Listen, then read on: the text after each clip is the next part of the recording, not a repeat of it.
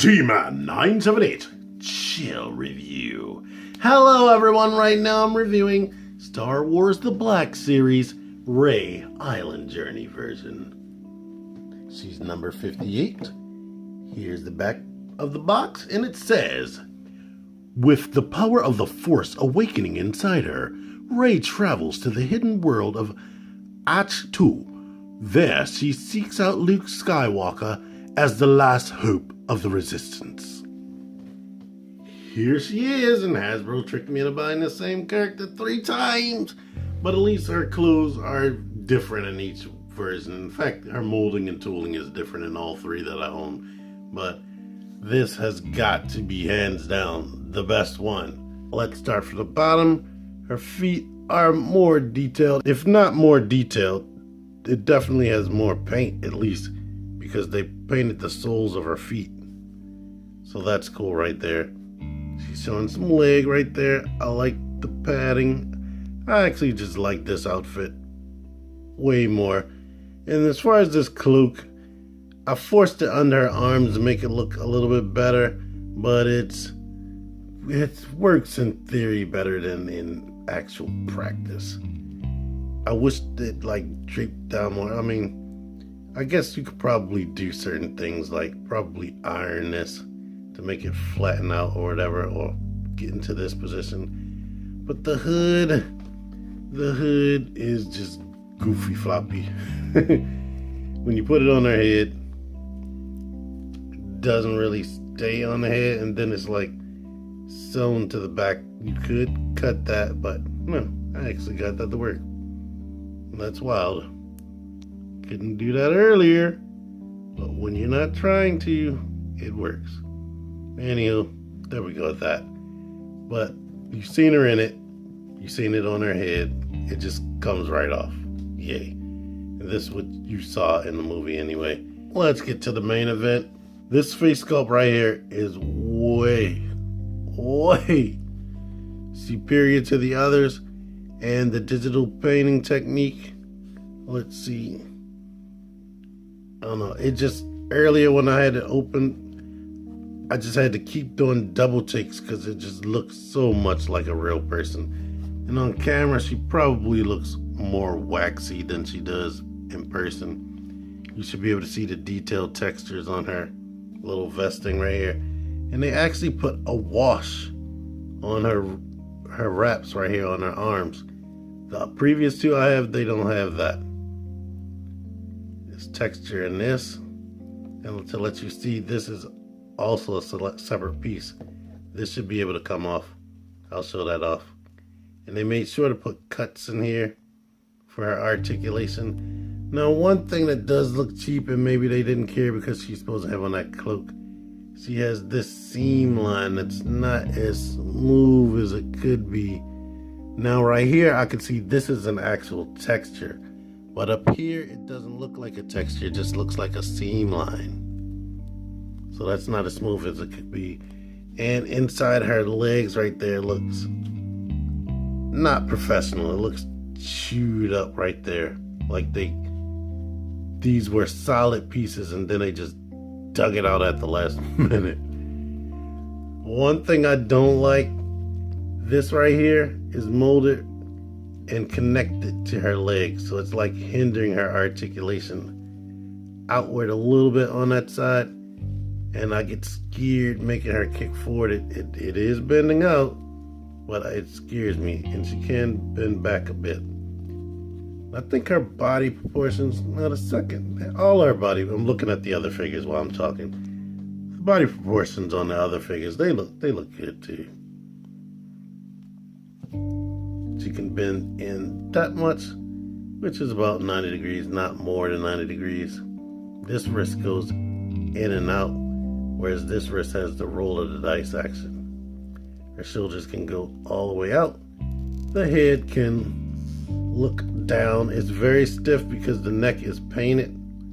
So I would grab definitely at the base and move it down first before you try to get it up. And right here, you can lift up her hair, and it actually can go over top of her collar so she can look up, and that is spectacular. She has a little bit of head pivot. Of course, it can rotate. She has this abdominal ball joint, just like all the rest of them. So she can go back a bit, she can crunch forward, and she can definitely tilt and whatnot, which is good for posing and whatnot. I show how far the legs go out. They swivel, bend at the knee right here. Of course, you get this breakup right there in the design. No boot swivel. Her foot can actually hinge up a lot and hinge back a lot. And she has ankle pivot, but it's that more forward type of ankle pivot where it works, but it kind of works against you. You see this lightsaber she's holding in her hand, just like the other two, or the first two. It's the light blue lightsaber. She has this gun right here that can come out, nicely detailed. I have it side by side with the Force Awakens gun, which is this one, and it's pretty much identical. I mean, the trigger hole seems to be a little bit bigger, but it's freaking identical. Here she is without the vest on, so you get a clearer look at her neck, which looks way longer, and there she is.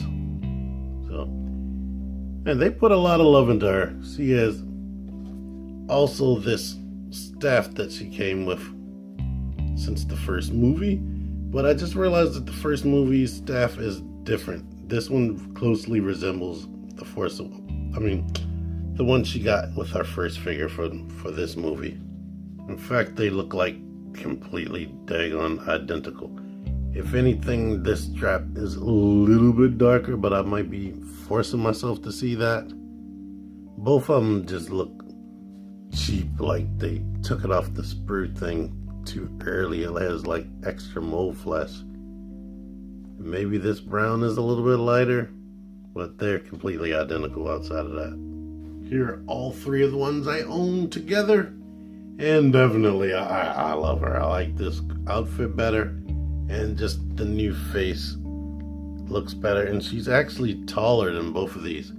It seems like she grew a little bit with this figure, and then she grew a lot with this figure, so they're putting more money into Star Wars apparently. So that is cool. As far as anything else, I noticed that this one has textured boots, while this one has smooth boots. And she has textured boots, but she has paint on the soles, whereas this one has more flat, like Ugg type feet right there. So there, these are completely smooth. And the back of her hair design is very similar to this right here. But as you can see, like I mentioned, the height, she is significantly taller. And yeah, she's taller than her too. But as far as the faces, they went from mannequin to cartoon to photorealistic. It's like borderline creepy how good she looks, and I'm not picking them up. Now, as cool as I think this figure is, here's where I get greedy.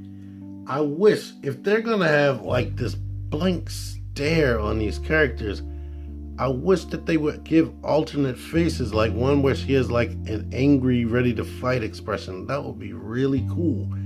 And a bicep rotation would have been nice. Anything else I can complain about? The ankles seem to like have natural stopping points, which does make it really difficult to get her standing up. So other than that, she's cool. Separate faces and a little bit more articulation, as she'd be 100% perfection. But as she stands right now, as far as other characters they've given us, or other figures they've given us, this is a masterpiece compared to the other ones. But anywho, if you like this video, let me know in the comments. Like the video, subscribe, and all that stuff you're supposed to do, or I'm supposed to tell you. T-Man978 out of here. Thank you for watching.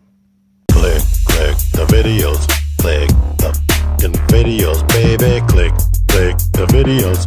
You should really click these videos. Click the videos. Click those in videos, baby. Click the videos. You really should